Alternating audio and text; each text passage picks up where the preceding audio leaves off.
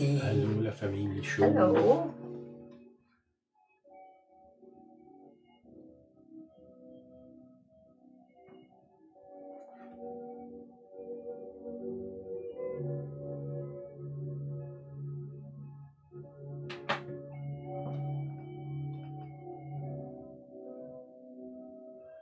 Oh, Liliane. Allô, Il y a Henri aussi. Henri.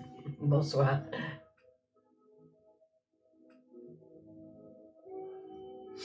Marjolaine, Richard. Allô. Allô, allô. OK. Tu le mets bien, c'est correct? Oui. OK. Bonsoir, bonjour. C'est dépendamment de l'heure que... Bonne nuit pour Bonne d'autres. Dépendamment de l'heure que vous regardez. T'avais-tu quelque chose? Ah ben, il y a une rencontre, on continue l'étude.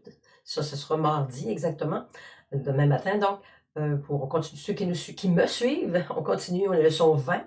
Alors, je vous encourage à écouter encore et encore. Tout est enregistré. Il s'agit de demander votre permission. Vous nous demandez la permission de vous brancher pour entendre. Oui, ceux qui ne sont pas connectés, c'est Construire sa maison spirituelle. C'est une page. On peut vous connecter là-dessus. C'est Julienne qui enseigne, très différent de moi. Julien est un professeur. Moi, je suis perturbateur, peut-être. OK. Couple d'affaires que... Denis, Nathalie, bonsoir à Denis, Nathalie, et Pierre et Ginette du Mexique, je pense. Oui, bravo. oui. Bravo. OK, on a la réunion de silence qui est un petit peu modifiée. Là. Le 15, c'est samedi ici, là, à 1h. La dernière fois, on était, on va dire, full house. Full Je pense house. qu'il restait 2 chaises. Puis l'autre, ça va être le 22. On a décidé de faire 2 réunions par mois. Là. C'est que 15-22. Puis mars, la même chose. Étrangement, les dates sont les mêmes. 15-22. Ouais. 1h, ça débute. Ça fait qu'arriver un petit peu plus tôt. Amenez-vous un lunch. On mange ensemble. Après, on a eu du bon temps. Autant dans la réunion que le repas après la dernière fois. Là. C'était excellent. OK, je veux revenir un petit peu sur ce que j'ai partagé là, cette semaine, une petite vidéo, j'étais dans mon auto là, sur les sanctions. Là. Quand j'ai partagé ça, dans le fond, il y avait pas les sanctions étaient imposées, puis dans l'après-midi, ça a changé. Là c'est revenu aujourd'hui. Puis je veux réitérer mon affaire. Là. Tournez-vous vers Dieu.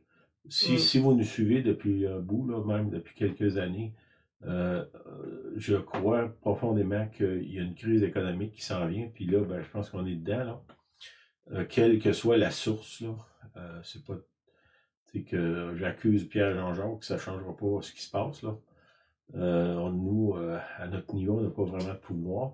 C'est sûr que une de mes craintes, c'est que les gens qui sont en politique fassent passer leur parti avant le peuple. Ça, je pense que c'est en train d'arriver actuellement au Canada. Là. Priez pour ça, que le peuple passe avant les intérêts d'un petit groupe de gens, là, que ce soit des finances ou d'autres. Ça fait que priez, tournez-vous vers le Seigneur. C'est lui la source de ma paix, de mes ressources, la source de ma vie, la source de mes contacts. C'est lui, là. C'est pas moi, c'est pas... je vous ai dit cette semaine là, que nous, surtout au Québec, là, on est habitué de dépendre de toutes les façons possibles du gouvernement. Ça risque de changer. Puis j'ai envie de vous dire que ça n'a pas nécessairement rapport avec la situation actuelle. C'est en préparation depuis un bout. Reculez dans les vidéos, là, vous allez m'entendre dire ça avant même la crise qu'il y a actuellement. Là. La crise qui est actuelle, peut-être qu'elle va accélérer des choses. Ce que de notre côté, nous, comme chrétiens, on est supposé de se tourner vers Dieu.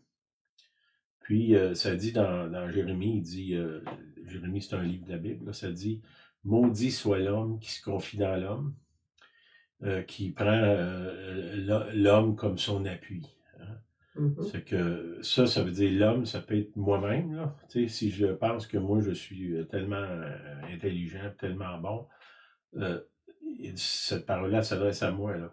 Si tu te confies dans l'homme, dans toi-même, ben, tu es en danger.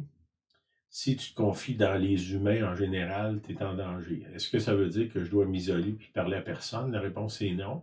Je peux marcher aux côtés de quelqu'un, l'accompagner, l'aimer, profiter de la relation sans mettre mes attentes totales dans cette personne-là. Ça veut dire que je peux être en amour avec Julienne, on a du bon temps ensemble, on accomplit des choses extraordinaires ensemble, mais ma foi n'est pas dans elle, elle est dans le Seigneur. Puis en disant ça, je ne méprise pas ce qu'elle fait, là. C'est pas ça que je dis, c'est que la foi, la confiance ultime, c'est en Dieu qu'elle doit être. Oui, Dieu utilise des humains. Si Dieu me parle de donner de l'argent à quelqu'un, je deviens la source de Dieu pour cette personne-là. Je deviens, on va dire, le Seigneur d'une certaine manière. Tu sais, Jésus il dit, si tu donnes un verre d'eau à quelqu'un, c'est à moi que tu l'as donné. Je deviens le représentant de Christ ou de Jésus-Christ ou du Saint-Esprit ou du Père pour quelqu'un. Là, j'agis de la part de Dieu, soit en écoutant, en priant. Cette semaine, j'ai été voir quelqu'un pour une affaire anodin. Puis j'ai eu l'occasion de prier avec cette personne-là. Amen. Quelqu'un qui ne va pas à l'église comme moi je l'entends, là, mais tu sais, dans le fond, ma foi est en Dieu. Lui, sa foi, je ne sais pas où est-ce qu'elle était, mais j'ai eu l'occasion de délivrer une partie de Dieu, la faveur de Dieu sur lui. C'est le temps de se tourner vers Dieu. Je vous dirais, c'est plus compliqué pour nous qui ont accès à toutes sortes de bénéfices gouvernementaux d'apprendre à se tourner vers Dieu que les gens en Afrique. Parce qu'eux, ils ont, dans beaucoup de cas, je dis l'Afrique, il y a une partie de l'Afrique qui est extrêmement riche, je comprends. Là. Ça peut être en Amérique du Sud, ça peut être dans le Grand Nord aussi. Là. Les gens qui n'ont pas beaucoup d'accès à des ressources, ces gens-là, c'est plus facile de se tourner vers Dieu. Nous, c'est beaucoup plus facile d'être arrogant, puis prétentieux, qu'on n'a pas besoin de personne. Là. Fait que soyez vigilants de vous-même, puis de où sont vos yeux. Puis l'autre chose, ça dit dans la parole que bénissez ceux qui vous maudissent. Hein? C'est comme chrétien, de partir en croisade contre quelqu'un ou une organisation, on va dire que c'est pas en accord avec Jésus. Puis ce qu'il dit de bénir, de prier pour ceux qui nous dirigent. Là, on dit qu'il nous aide pas dans ce domaine-là, là, de prier pour eux, afin qu'on puisse vivre en paix. C'est ça que ça dit, là. Prier pour ceux qui dirigent. Puis ça c'est biblique. De ne pas détester quelqu'un parce qu'il ne fait pas notre affaire. Il dit bénissez vos ennemis. Hein? C'est ça que ça dit dans la Bible. Ça fait que suivons l'Évangile, puis à ce moment-là, on s'aligne avec Dieu. Tu sais, Seigneur, je ne comprends pas ce qui se passe, mais toi, tu me dis de bénir. Et je te fais confiance. Je te fais confiance. Je vais croire ce que tu me dis plus que ce que mes émotions me disent. Ça va aller un peu avec ce que je veux parler aujourd'hui. Tu avais ça autre chose? Non. Là, OK. Le titre, c'est les désirs et les passions. Chacun de nous, on a des désirs. Hein, on veut ça, on aimerait ça aller là. On a des passions, des choses qui nous passionnent, qu'on a un intérêt dedans. Puis je pense que c'est nécessaire, puis c'est sain d'avoir des désirs, d'avancement dans la vie, désir je sais pas moi, de se marier, d'avoir des enfants, d'aller à l'école, de voyager, d'acquérir une nouvelle chose, quelle que soit cette chose-là. Puis ça, ces désirs-là peuvent se transformer en passion, ou est-ce que là, vraiment, notre cœur est dans ça, puis on pourrait dire, on se donne. Okay? Ça aussi, c'est bon. Il faut que ce soit, comment je dirais, sanctifié par Jésus. Mes désirs, tu sais, Dieu, il veut pas, genre, que je devienne paralysé, puis je fais plus rien, là. Le Seigneur, il marche avec moi, il me bénit, il m'accompagne, il me guide. Puis, dans tout ça, moi, je suis une personne, j'ai eu comment il appelle ça, le libre arbitre. J'ai mon pouvoir de décider de rêver, d'espérer. Ça, c'est dans moi. Dieu m'a mis ça au départ dans l'humain. C'est des désirs qui ils doivent être sanctifiés. OK? C'est que quand je parle, c'est pas de plus avoir de désir, de dire, ben Seigneur, je veux plus rien faire si tu me le dis pas. Dieu n'a pas créé une race de robots, là. Il a créé des humains qui sont libres, puis qui veulent qu'on prenne notre liberté pour devenir des instruments d'amour et d'affection pour Dieu, premièrement, là, puis pour les gens qui nous entourent. Puis souvent, dans ces désirs-là, quand ils sont sanctifiés, vont produire du bon autour de nous. Les désirs sanctifiés, c'est sain, c'est bon. Okay? Bon, comment est-ce qu'on fait pour gérer les désirs? Ces désirs-là, ça nous envahit. Là. Je pense, je vais prendre une chose banale, là, je sais pas, je veux un auto. Je veux un auto. Puis là, ce qui est probablement utile, surtout si je vais à la campagne. Là. Bon. Julienne a une petite grippe. Elle a une grue. Oh. Elle va s'en remettre. Puis si elle ne file pas bien, ben, elle va peut-être partir. C'est pas parce que je l'ai aidé. OK. C'est ça. Tu sais, je peux avoir un désir, puis il faut que je fasse attention que ça ne devienne pas une obsession. Puis là, il y a juste ça, il n'y a plus rien d'autre. J'ai perdu contact avec les réalités à cause d'un désir qui est devenu une obsession. Puis là, on va voir là, dans ce que je vous amène là, comment est-ce qu'on arrive à gérer ces passions-là, ces désirs-là qui sont sur nous.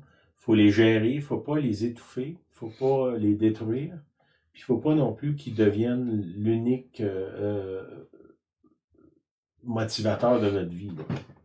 Dans le psaume 37,4, ça dit « Fais de l'Éternel tes délices, il te donnera ce que ton cœur désire. Recommande ton sort à l'Éternel, mets en lui ta confiance et il agira. » OK? Il y a plusieurs mots que j'ai soulignés ici. « Fais de l'Éternel tes délices, il te donnera ce que ton cœur désire. » Okay, souvent, on a pris ce verset-là que Dieu est obligé de me donner tout ce que je désire. La première phrase, comment je dirais, c'est le moteur du reste de la phrase. Fais de l'Éternel tes délices. Si mes délices sont en Dieu, ben nécessairement, mes désirs vont être sanctifiés, mes désirs vont être alignés avec lui. Si, je sais pas, si j'ai, mettons, je peux en parler avec Julienne, mettons, Julienne fait mes délices, ben, nécessairement, mes actions vont aller pour l'inclure, puis qu'elle se satisfait dans la relation. Julienne ne peut pas être un instrument de mes désirs. Il faut qu'il y ait les deux. Là. Puis dans le Seigneur, c'est la même chose. Donc, le premier, c'est fait. Après ça, recommande. Okay? Fais de l'Éternel tes délices. Recommande ton sort. C'est quoi mon sort? Mon sort, c'est, dans le fond, c'est ma destinée. C'est ce que l'image que j'ai prise derrière de moi, c'est ma vie que je construis. Mais le Seigneur, il dit, avant de construire, peut-être, demande-moi, pose-moi des questions, si tu veux réussir ton projet. Recommande ton sort. Mets en lui ta confiance. Hein, on a dit tantôt, maudit soit l'homme qui se confie dans l'homme. Mets en Dieu ta confiance et il agira. Fait que là, on a deux choses souvent qu'on a tordues un peu, là. C'est que Dieu va me donner ce que mon cœur désire, puis il va agir. Puis on oublie le reste qui dit, ben, fais de l'Éternel tes délices, recommande ton sort, mets en lui ta confiance. Ces trois choses-là qui sont essentielles pour que nos désirs soient saints et sanctifiés. Souvent, on désire des choses, puis je pense dans ma vie, des fois, j'ai demandé des choses au Seigneur. Puis je remercie le Seigneur qui n'a pas... Il ne m'a pas répondu dans ma requête. Que finalement, avec le temps, je me rends compte que ces choses-là auraient causé toutes sortes de problèmes dans ma vie. C'est difficile pour nous d'avoir une vision à long terme. Tu sais, la décision que je prends aujourd'hui, quel impact ça va avoir dans 15 ans, dans 20 ans, dans 30 ans, là?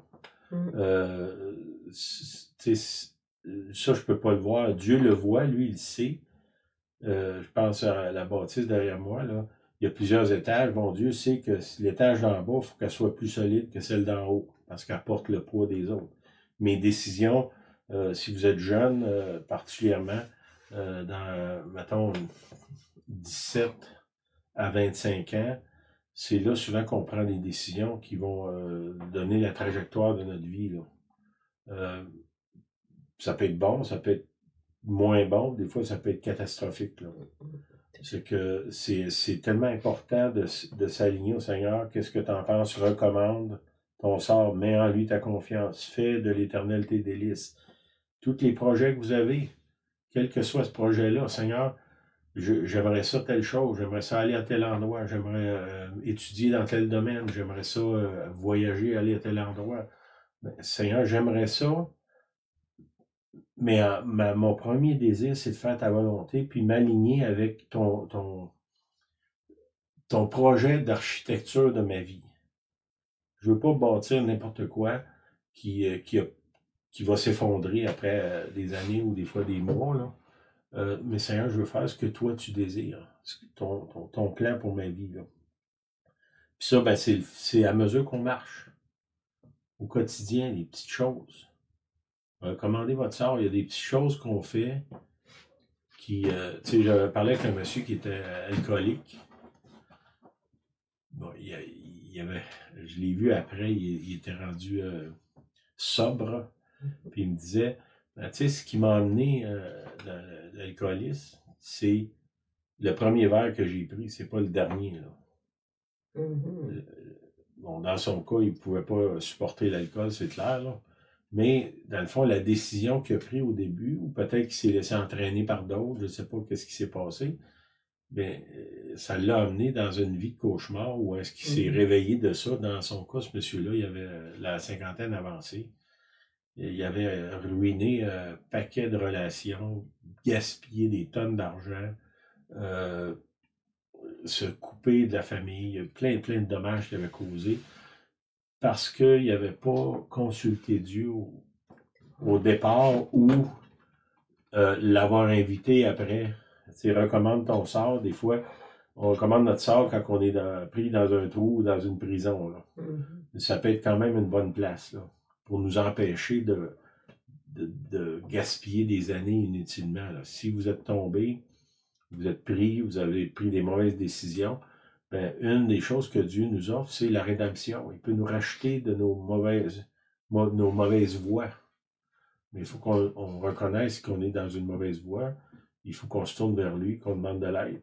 Le mieux, c'est si on commence jeune, de marcher avec lui à mesure, là. Il va y avoir moins de dommages, là, ça c'est certain.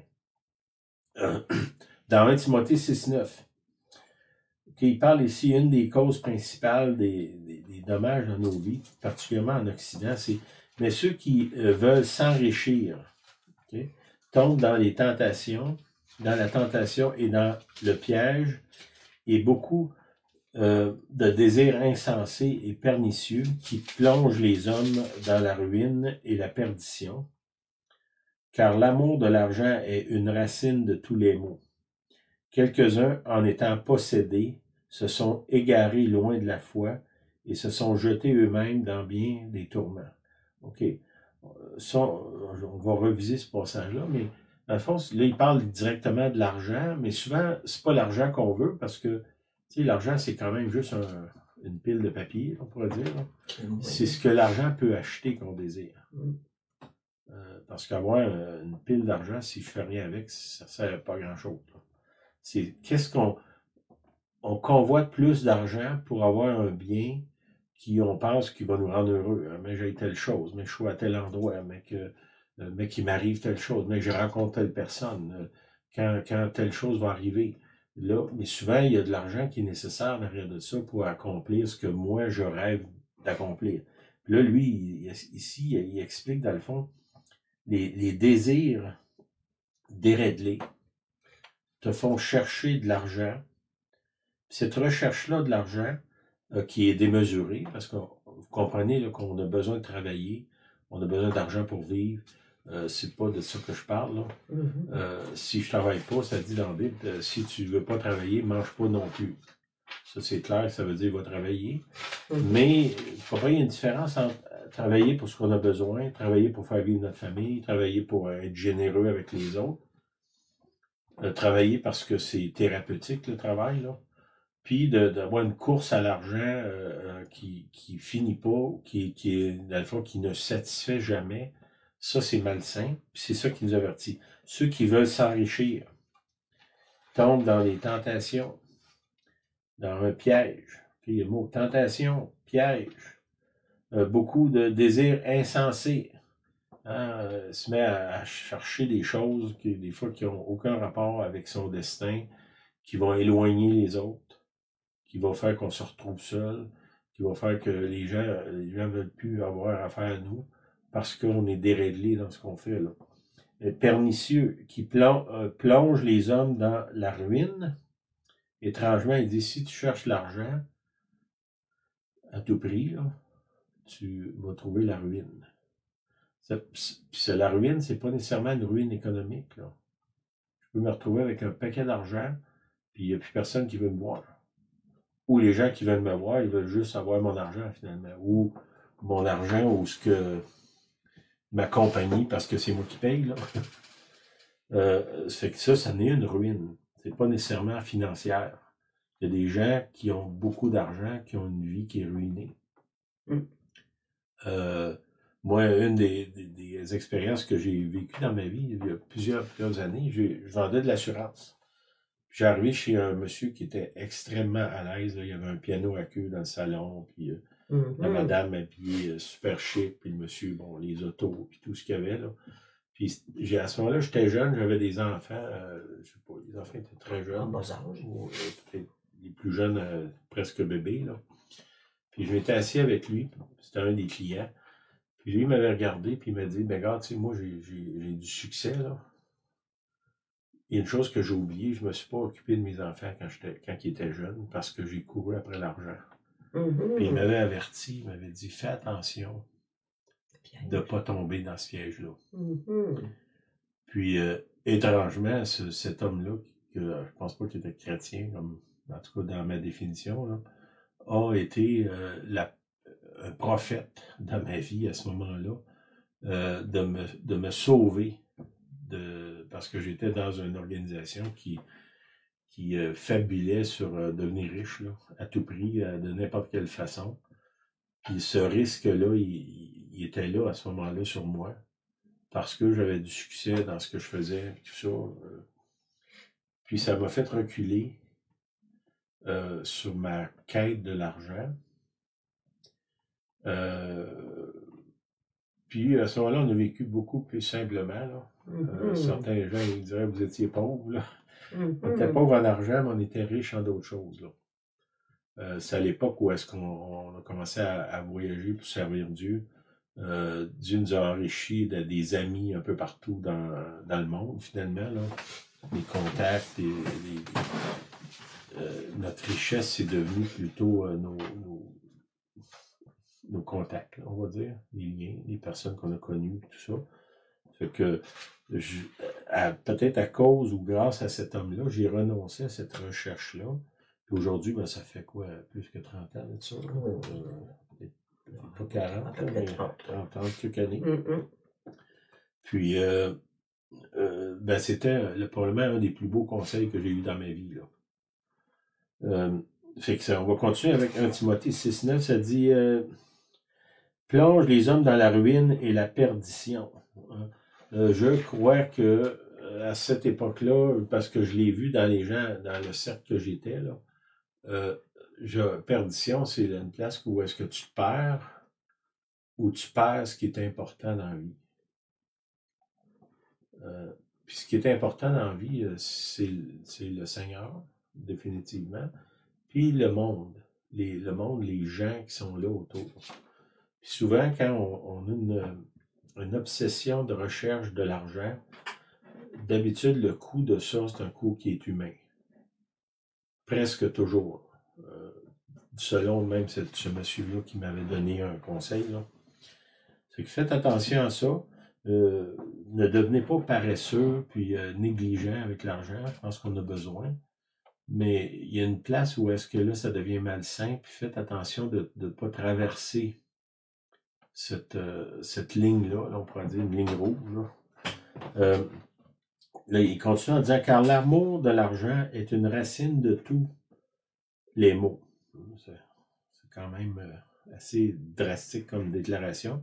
Quelques-uns en étant possédés, on parle de possession ici, là. L'amour de l'argent, c'est une possession. Est-ce que c'est démoniaque? Je ne sais pas, mais c'est quelque chose qui te possède, oui, qui te possède. Si l'argent me possède, ben, je ne m'appartiens plus. Je n'appartiens plus à Dieu. Puis, d'une certaine façon, je n'appartiens plus à ma famille, aux gens qui m'entourent. Là, parce que je suis possédé par une autre entité. Dans ce cas-là, ils disent l'argent. Là.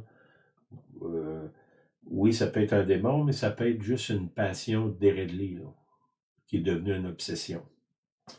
Ils se sont égarés loin de la foi. C'est une des choses qui nous éloignent de Dieu. Ils sont jetés eux-mêmes, c'est une décision, dans bien des tourments. Hein? Possédés, égarés, jetés, tourments.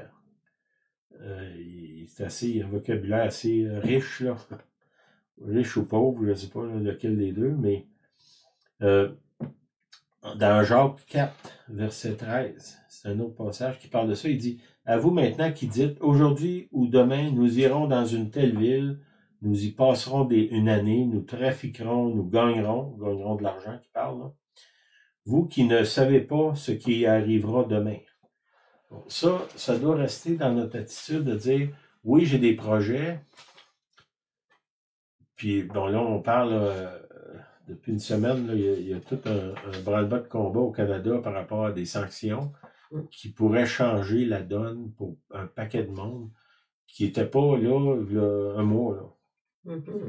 Fait que dans l'espace d'un mois, on pourrait dire que la donne économique au Canada, elle pourrait changer de façon radicale. Et tous les gens qui ont fait toutes sortes de projets, ces projets-là pourraient tomber à l'eau, tout d'un coup, du jour au lendemain. Là. C'est ce qu'il dit ici. Fais attention. Tu ne sais pas ce qui va arriver demain. Il continue en disant, car qu'est-ce que votre vie? Vous êtes une vapeur qui paraît pour un peu de temps et qui ensuite disparaît. Hein? On le sait, on vieillit, là, puis on se dit, waouh, la vie, ça a passé vite. Les enfants, me semble, étaient bébés. Là, on est rendu des grands-parents. Puis, c'est comme les années. Là, on a une année qui vient de passer. Il me semble, 2024, on a fait beaucoup, beaucoup de choses, mais il me semble que ça a passé comme... c'est ça, comme une vapeur qui dit ici. Vous devriez dire, au contraire, si Dieu le veut, nous vivrons, premièrement, et nous ferons ceci ou cela. Si Dieu le veut, on va faire tel projet. Puis ici, il ne décourage pas les projets. Là.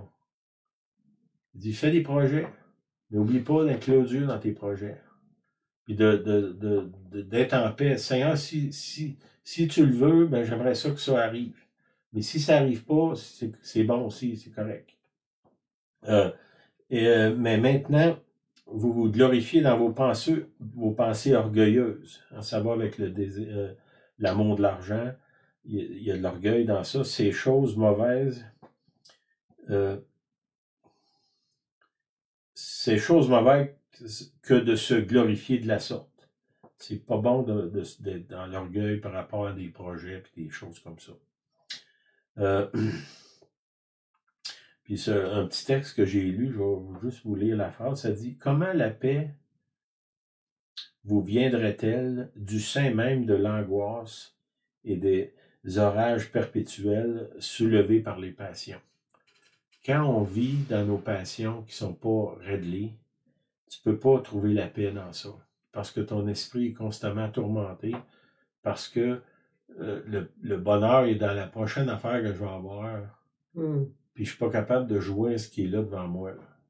Ça, c'est commun dans l'humanité, là, on voit ça tous les jours quand on rencontre des gens. C'est, ouais, si j'aurais telle chose, là, je serais heureux. Si je serais rendu là, c'est jamais ce que j'ai qui me... J'ai pas la reconnaissance de Dieu. Seigneur, je te remercie pour tout ce que tu fais, tout ce que tu m'as donné.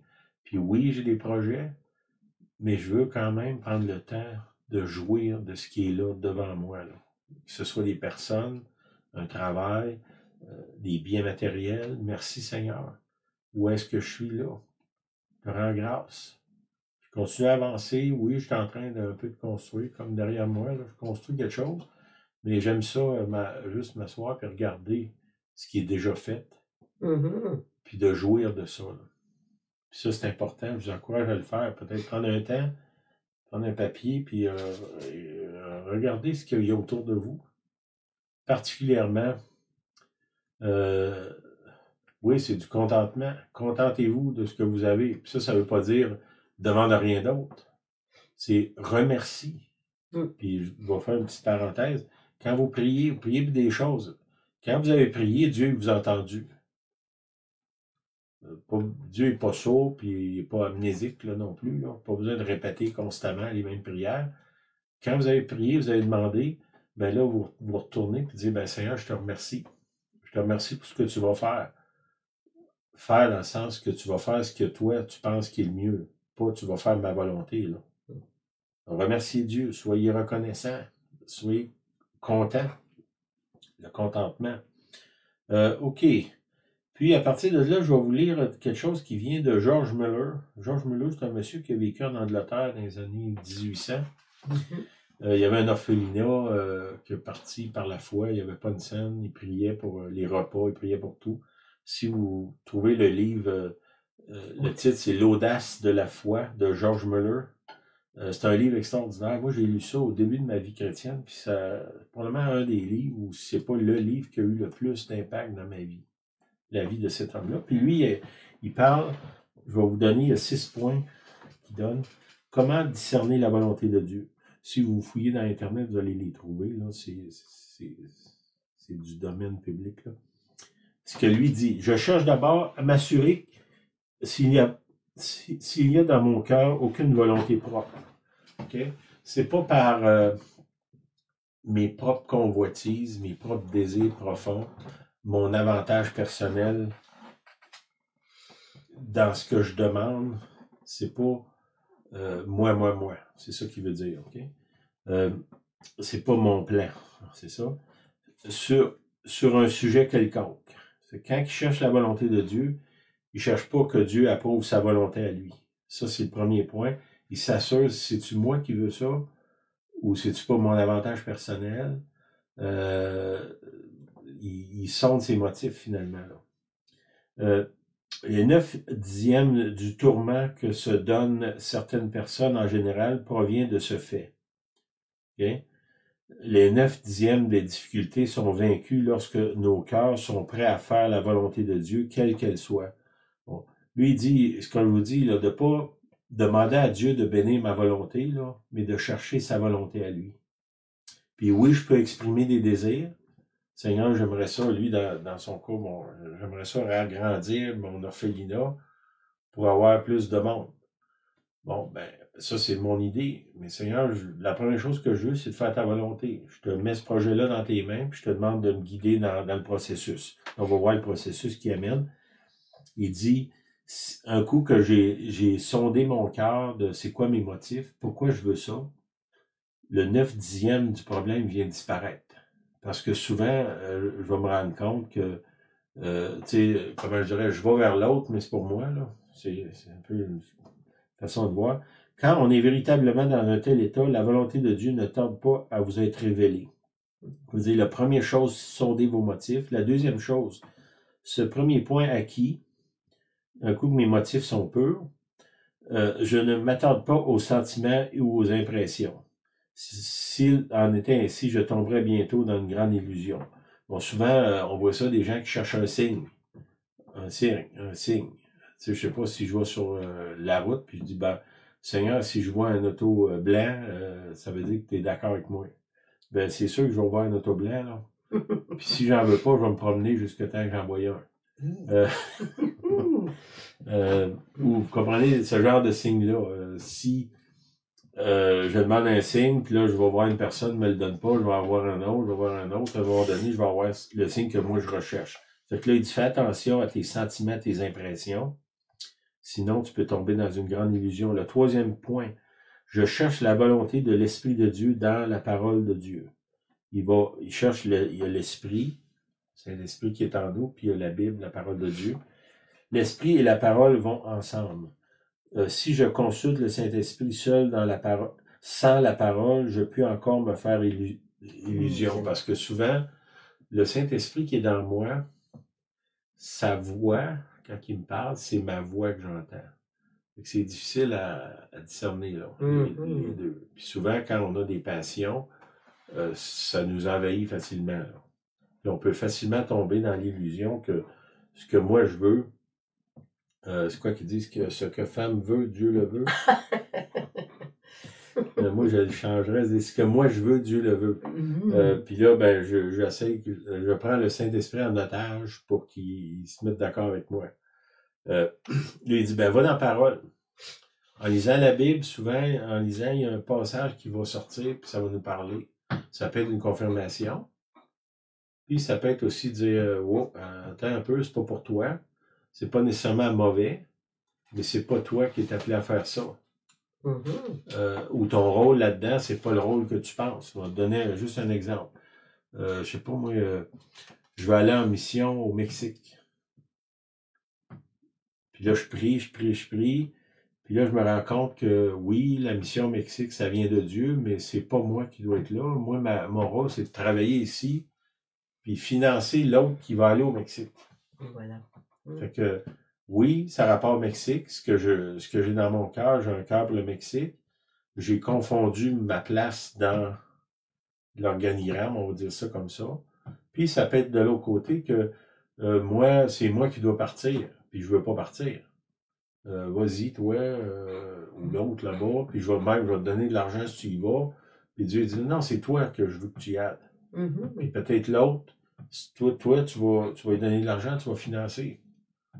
C'est que ça aussi, le projet, mettons, ce que tu as dans ton cœur d'aller, là je donne l'exemple du Mexique, ça peut être d'autres choses. Ça vient de Dieu, mais là tu l'as un peu corrompu par tes idées ou tes désirs. Là. Puis ces désirs-là doivent être ramenés. Le Seigneur pourrait confirmer, oui, le Mexique, ça vient de moi. OK, Seigneur, c'est quoi ma place? Puis s'il y a quelqu'un d'autre qui doit y aller, ben c'est qui cette personne-là? Que j'aille l'encourager. Peut-être qu'il prie dans son coin, puis lui, il n'a pas de finances, ou il n'a pas le hockey, mais c'est mon rôle, dit, ben, as-tu à cœur d'aller au Mexique, ça te dit-tu quelque chose? Oui. Tu as à cœur d'y aller? Moi, ça me dit que j'ai à cœur le Mexique, mais c'est pas mon rôle d'y aller. Ben, vous comprenez ce que je veux dire, là? OK, l'Esprit et la parole vont ensemble. Si je consulte le Saint-Esprit seul, sans la parole, je puis encore me faire illusion. Si le Saint-Esprit me conduit, ce sera toujours en accord avec les Écritures. Bon, Dieu me demandera pas d'aller faire quelque chose qui est contraire à la loi de l'amour de Jésus. Tu sais, Dieu m'enverra pas profiter des autres à une autre place. Hein? Tu sais, j'ai assez profité de Julienne, là, je vais trouver quelqu'un d'autre à profiter. Puis là, c'est le Saint-Esprit qui me dit d'aller profiter ailleurs. On sait en partant que ça ne vient pas de Dieu, cette pensée-là. Okay? Parce que les Écritures me disent que je dois mourir à moi-même. Faire passer l'autre avant. Fait que toute démarche dans ma vie, où est-ce que je passe avant, je sais d'avance que ça ne vient pas de Dieu. Il dit aux apôtres, les premiers en autorité, les derniers en privilèges. Ben, n'importe qui se réclame apôtre, qui demande des privilèges, il n'est pas en accord avec la Bible.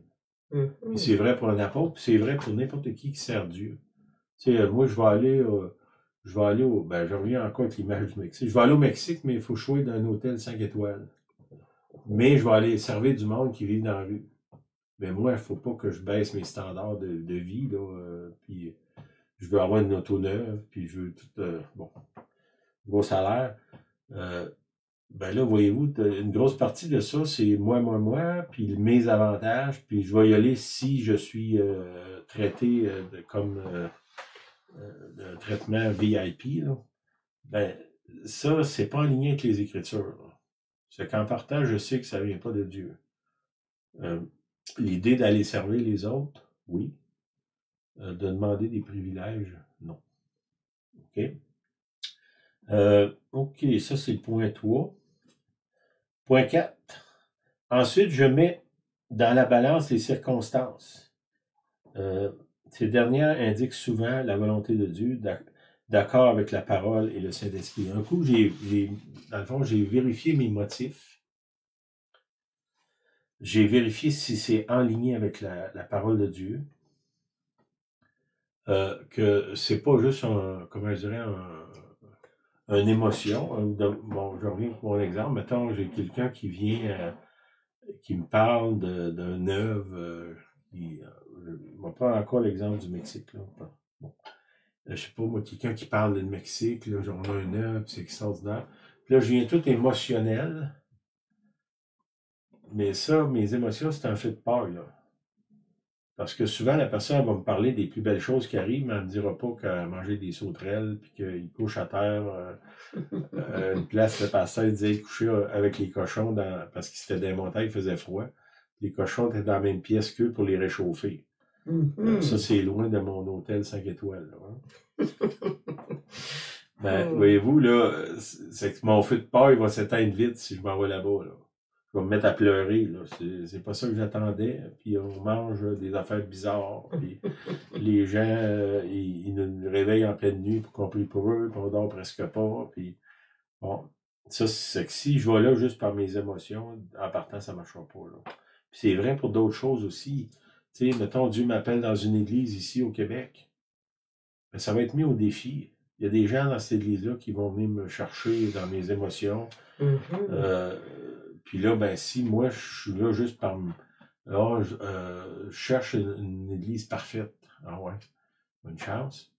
Ben, c'est sûr que ça va prendre votre temps. Je vais trouver l'imperfection. Si c'est pas moi qui la trouve, c'est les autres qui vont la trouver dans moi, là. C'est que c'est pas ça, là. C'est la volonté de Dieu. Seigneur, tu me dis d'aller à tel endroit. Ben, je ne questionnerai pas ça à tous les jours, là. Tu me dis de faire ça, tu me dis de donner de l'argent à tel groupe. Ouais, mais il ne gère pas bien. Je t'ai pas demandé de faire la comptabilité, je t'ai demandé de leur donner de l'argent.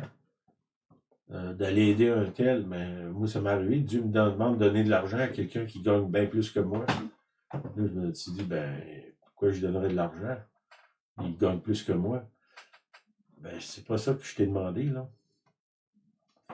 Fais ce que je te demande.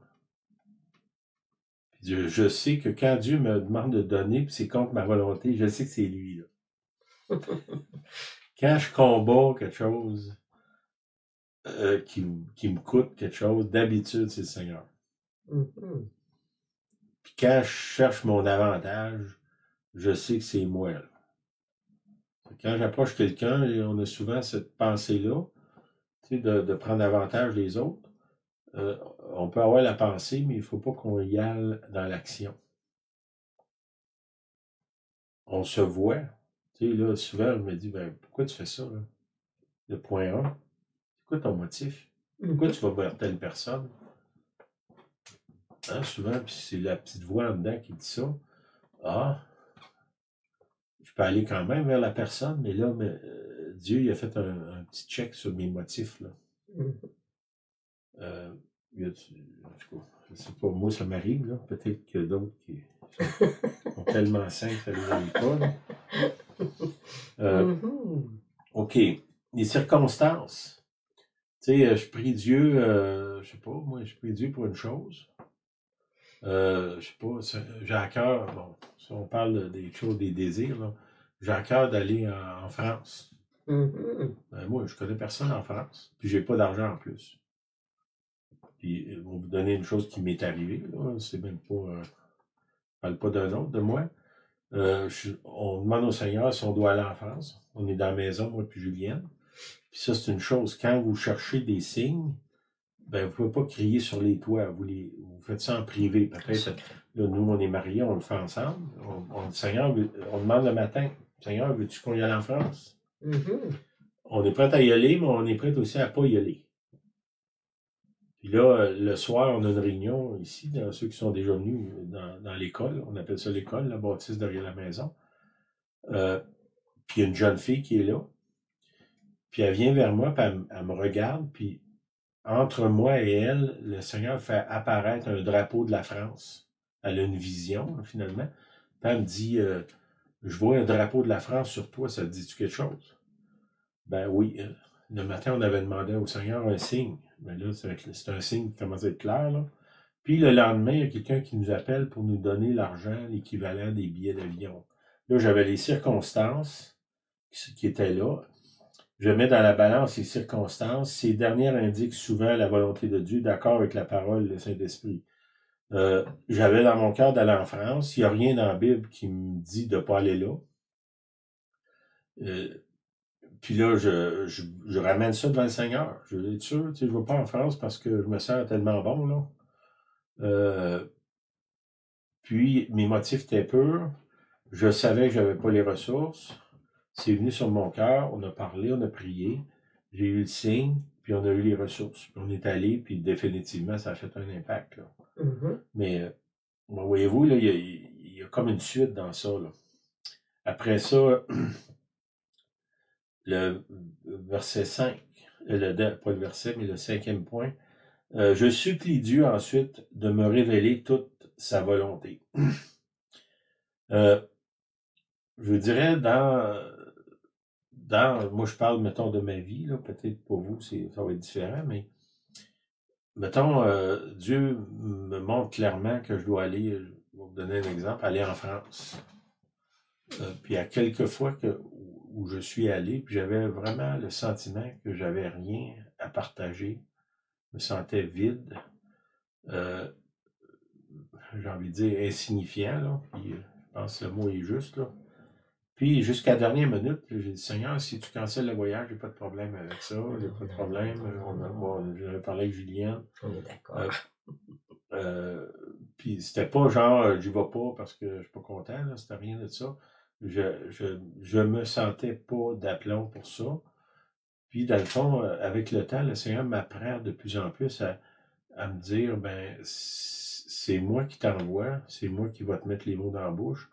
Fait que c'est normal que toi, t'aies le sentiment que t'es un rien. C'est ce sentiment-là qui est pas une place facile, là. Non. De plus en plus, c'est comme si Dieu m'appelle à vivre là. Puis, toutes les fois qu'il m'a envoyé en quelque part où est-ce que moi j'avais l'impression que j'étais insignifiant et que j'avais rien à dire, il a toujours rempli ma bouche. Amen. Je viens d'être témoin de ça. Même rendu, quand j'ai eu tous les OK, je reste encore craintif de Seigneur, si je peux faire quelque chose, je veux que tu sois là avec moi. Puis ça va avec la question ici, le plus haut, qui disait mais maintenant, vous vous glorifiez dans vos pensées orgueilleuses. Ça, c'est au Jacques 4, 13. C'est une chose mauvaise que de se glorifier de la sorte. Restons humbles dans tout ce que Dieu fait. Puis le 6e point. Aussi, par la prière, l'étude de la parole, la réflexion, j'en viens à me former un jugement. Et selon ma connaissance et ma capacité, mon esprit étant en paix, je prends la détermination d'agir toujours dans un esprit de prière, dans les choses ordinaires et dans les transactions de grande importance. Ça, c'est une autre chose. Si on apprend à faire ce processus-là, même dans les petites choses, ben, premièrement, ça va nous former à automatiquement, notre première réaction, c'est Seigneur, je t'invite dans ce que je veux faire. J'ai un désir. Seigneur, je te demande de sanctifier ce désir-là. Puis ça peut être une chose qui est banale, là. Il m'est arrivé quelque chose cette semaine. J'ai un véhicule qui a besoin de pneus. Puis j'ai regardé dernièrement, puis ça faisait pas mon affaire, puis j'ai prié là-dessus, là. Puis en fin de semaine, bon, je vais voir sur une place qui vend des choses usagées, là, je voulais pas acheter neuf. Puis j'avais été voir à plusieurs reprises, puis il n'y avait rien. Puis là, il y avait des pneus dans mon village, là, juste à 5 minutes de chez nous, qui étaient à vendre. puis un prix raisonnable, puis tout ça. C'est que je suis allé, je vais aller voir. Quand j'arrive là, Dieu a ouvert la porte, j'ai été capable de prier avec la personne qui était là.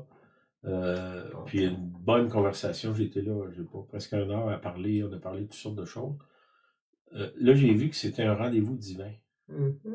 Qui sont venus par j'avais un désir et un besoin. Je désirais avoir des pneus parce que je n'avais besoin. Mais je me suis pas comme braqué puis obsédé par ça. J'avais mis ça devant le Seigneur.